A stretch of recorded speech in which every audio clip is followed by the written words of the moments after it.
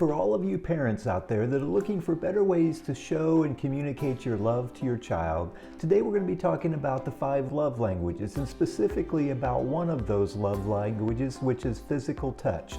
I've got some ideas and insights for you today, and also stick around to the end because there's one thing I want to share with you that you really shouldn't do, the one thing you shouldn't do.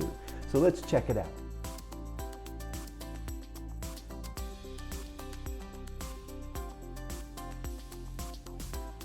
Well, hello again, everyone. My name is Jim White, and I'm an author, coach, and the founder of the Family Enrichment Academy.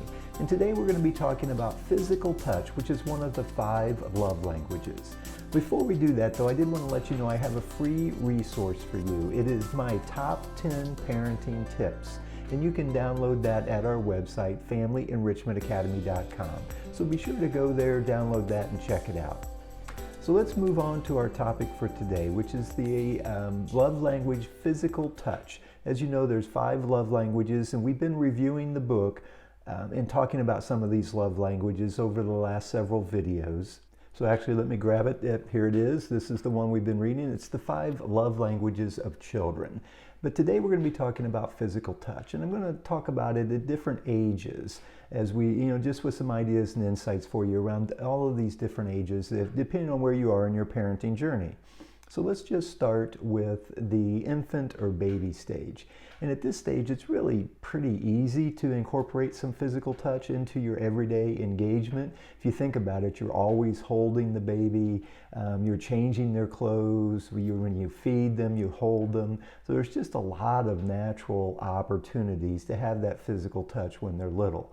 And so that one's not that critical or not that hard to accomplish, I should say. But let's move forward now into those toddler years. So now you've got the 2, 3, 4-year-old child. And again, here, there should be a lot of opportunities because you're still holding them, you're still carrying them. But this is also a great opportunity to introduce some of those bedtime routines and I like to say this, greeting and departure routines as well.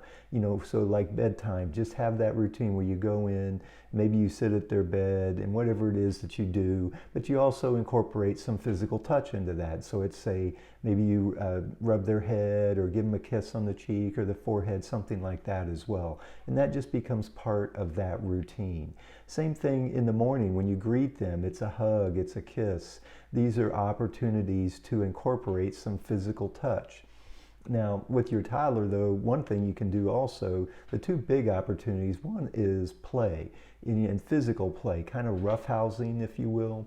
It's, tickling and wrestling around, rolling on the floor, but doing those things, and those incorporate physical touch. And that's an important part of that process. But then also you're going to have those quiet moments where maybe you're sitting and reading the book. Put them up on your lap. Again, that's kind of like holding them as well. So there's those natural opportunities are still there with your toddler as well. Now, when we move into the school age years, now they're in kindergarten through, let's say, the preteen years. There's still going to be those opportunities to be playful and engage in some playfulness with them, whether it's wrestling around. But you're not going to be carrying them and holding them near as much, obviously, because they're bigger now. And so you need to look for other opportunities. And this is, again, one I would point out is that greeting and departure. Make a physical touch a part of that every time. Whether it's in the morning when they get up or at bedtime, but also when they leave for school or when they come home from school or when you leave and go do something. And it could be, just a simple little kiss on the forehead or, a hug, that sort of thing. But make that part of that routine. Those are opportunities to have that physical touch and that physical contact. Also, this is a great time to introduce the classic, the fist bump or the high five, those kinds of engagements as well. And it could just be in passing where you give that little fist bump. And that's an example. It's simple, but it incorporates that physical touch into the relationship. So use those as well. Now, this is probably an appropriate time to acknowledge that some of you may have grown up without a lot of physical touch, so it may feel a little awkward to you. And I'm just going to encourage you to sort of embrace that awkwardness. This is going to be good for you and your child to be able to incorporate some comfortable physical touch, whether again it's a simple hug, a kiss on the forehead, or a high five, whatever it might be. Just embrace that and see if you can work your way through it and acknowledge it, that to yourself that this is something that's a little bit of a challenge or it's past or outside your comfort zone. But as we know, when we adopt that growth mindset, part of that is stretching out beyond our comfort zone. So just again, embrace that. Try to find ways. Maybe it's gonna feel a little awkward at first, but you will be able to work your way through that over time. So I just encourage you to be intentional about it and continue to work to grow and develop and stretch that comfort zone. Well, now let's move on to those preteen and those teenage years. And this is where it can be even more challenging because especially with the opposite sex child, so like a father to his daughter or a mother to her son. And it's just as they grow and develop and mature, could be some more awkwardness around any kind of physical contact in those situations. And this is where I wanted to point to the one thing I don't want you to do, and that is to just don't make it weird. Let me say that again, don't make it weird. I mean, in respect and honor, if your child becomes a little bit more, less comfortable with those engagements, there's going to be a period of time where that's going to happen. And you need to honor that. But I will promise you it'll circle back, as they move through, and once they come out the other end of those teenage years, there will become a comfort there again. Now, some children may not have any issue at all, and it may be, because they just really crave that physical touch. But just be aware of that. And so, especially, like with a mother or to a son, for example, when you're dropping them off at school, giving them a hug and a kiss is, they may be embarrassed or pull away from that. And that's okay. And that's where I would suggest replace that with just that simple fist bump, right? Something that's simple, easy, but yet there's still a little bit of that physical contact.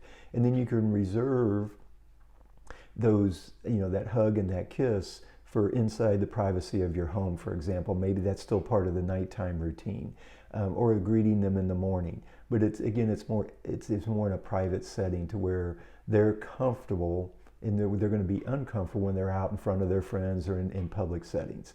So just be aware of that. Same thing with a daughter and a father. I mean, again, that you don't want it to become awkward, and as she grows and develops, there may be some times where it feels like you're not really sure what's appropriate. But again, just don't make it weird. You can, again, use other forms. Maybe it's just a simple, touch on the shoulder or a fist bump or a high five, something like that. But at home, in those private settings, maybe there's, still have that hug and a kiss on the forehead or whatever it might be. So just continue to embrace that, because we all need touch. We all need that physical touch.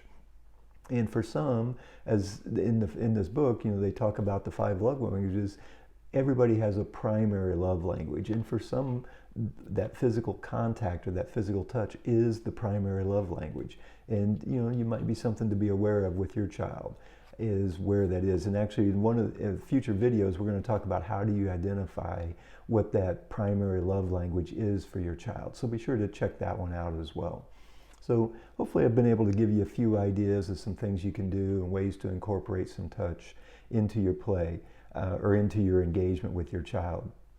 Again, it can be a simple, they're sitting at the kitchen table working on homework, and you walk by and it's, rubbing their head a little bit, or, give them a little bit of a massage on the shoulders. Things like that are other great ways to incorporate that into your daily routine. So anyway, hope this was helpful. We will, I wanted to remind you before we sign off, I do have that free resource for you, those top 10 parenting tips.